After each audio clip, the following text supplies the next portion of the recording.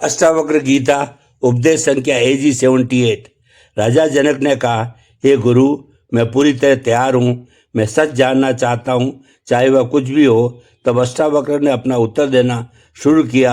उनकी वाणी में एक मधुरता थी, एक गंभीरता थी, जैसे बादलों की गर्जना हो।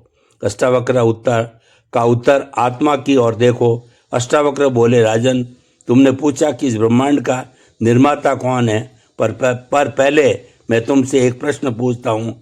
जब तुम मैं कहते हो तो किसे संबोधित करते हो? राजा जनक कुछ सोचने लगे, फिर बोले, मैं यह शरीर हूँ, यह मन हूँ जो राज्य चला रहा है, जो सोच रहा है, जो अनुभव कर रहा है। अष्टावक्र मुस्कुराए, तो क्या तुम सचमुच यह शरीर हो? यह शरीर तो पंचभूतों से बना है और समय के साथ बदलता रहता है। बचपन में यह एक रूप था, युवावस्था में दूसरा, वृद्धावस्था में तीसरा। फिर तुम कैसे कह सकते हो कि तुम ये शरीर हो? और मन तो विचारों का समुंदर है जो हर पल बदलता रहता है, कभी सुख, कभी दुख, कभी क्रोध, कभी प्रेम। क्या तुम इस परिवर्तनशील विचारों को अपना अस्तित्व मानोगे? राजा जनक चुप सुनते रहे। उनके मन में एक क्रांति हो रही थी। अष्टावक्र ने आगे कहा, राजन, तुम्हारा सच्चा स्वरूप तो वह है जो इन सब के पार है। वह आत्मा है, चेतना है, जो साक्षी है। शरीर आता जाता है, मन बदलता है, पर वो साक्षी ना तो जाता है, न आता है, ना बदलता है। वो शाश्वत है, निर्विकार है, निराकार है। राजा जनक ने पूछा, पर हे ऋषि, इसका इस ब्रह्मांड के निर्माण से क्या संबंध है? अष्टावक्र बोले, संबंध यह है कि जिसे तुम ब्रह्मांड कहते हो वो इस आत्मा की छाया है। जैसे सूर्य प्रकाश में सब कुछ दिखाई देता है, पर सूर्य स्वयं सब कुछ नहीं है, वह प्रकाश का स्रोत है। वैसे ही सारा ब्रह्मांड आत्मा के प्रकाश में प्रकट हो रहा है। आत्मा ही सब कुछ है, पर सब कुछ आत्मा नहीं है। यह सुनकर राजा जनक का मन और भी उत्सुक हो गया। उन्होंने क्या, कृपया विस्तार से समझाइए। अष्टावक्र ने एक गहरा निश्वास लिया और बोले, सुनो राजन, ये ब्रह्मांड कोई बाहरी वस्तु नहीं है जिसे किसी ने बनाया हो। यह तो तुम्हारे अपने चेतना का प्रक्षेपण है। जैसे स्वप्न में तुम एक पूरी दुनिया देखते हो, पर जागने पर पता चलता है कि वह सब तुम्हारे मन की उपज थी, वैसे ये जागृत अवस्था भी एक स्वप्न है, बस थोड़ा स्थूल है, और जिसे तुम मैं मानते हो वही स्वप्न का निर्माता है। राजा जनक आश्चर्यचकित थे।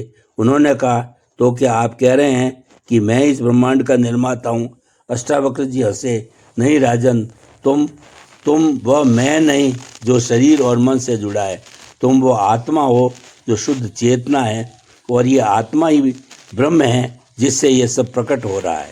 ब्रह्मांड का कोई अलग निर्माता नहीं, ब्रह्म ही स्वयं को विस्तार दे रहा है, खेल रहा है। यह सब ब्रह्मा की लीला है। राजा जनक के मन में एक प्रकाश राह फूटा, पर अभी भी कुछ संदेह था। उन्होंने पूछा, पर ये ऋषि, फिर ये विविधता क्यों?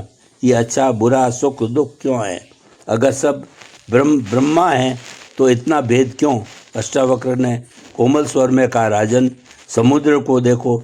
समुद्र में लहरें उठती है, बुलबुले बनते हैं, झाग होते हैं। यह सब समुद्र के जल से ही बने हैं, पर अलग अलग रूप ले लेते हैं।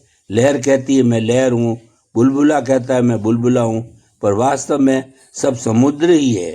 जब लहर को ज्ञान हो जाता है कि मैं समुद्र हूँ, तो उसका लहरपन मिट जाता है, वह समुद्र बन जाती है।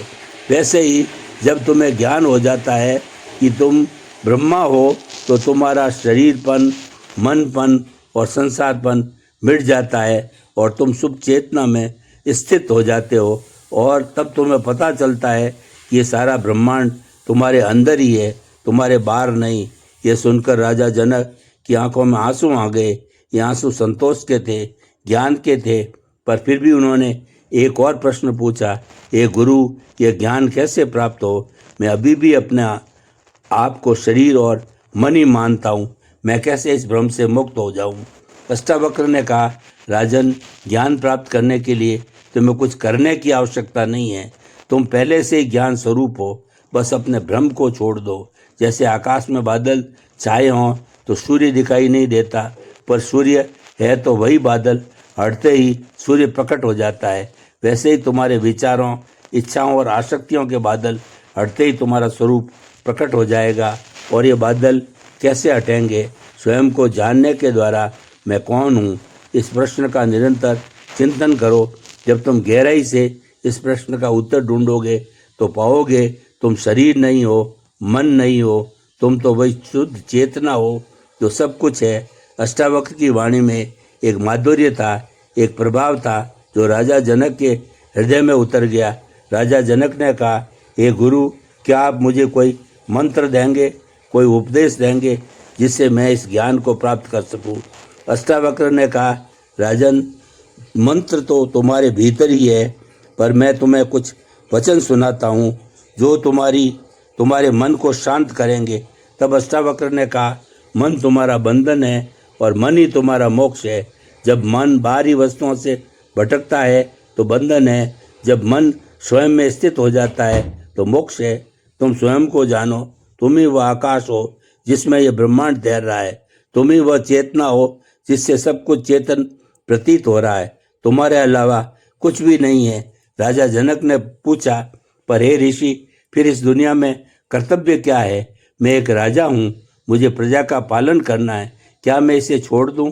अष्टावक्र बोले, नहीं राजन, कर्तव्य तो करो, पर कर्ता का भाव छोड़ दो। जब तुम जान जाओ कि तुम कर्ता नहीं हो तो सब कुछ स्वतः होने लगेगा। तुम्हारा शरीर और मन अपना कर्म करेंगे, पर तुम आत्मा साक्षी बनकर देखोगे। जैसे सूर्य का प्रकाश सब पर पड़ता है पर सूर्य किसी से बंधा नहीं है, वैसे ही तुम सब कुछ करो पर किसी से बंधो मत। यही निष्काम कर्म है, यही ज्ञान का मार्ग है। राजा जनक अब धीरे धीरे समझने लगे थे। उन्होंने कहा, हे गुरु, क्या आप मुझे और भी बताएंगे? मैं और सुनना चाहता हूँ। हरि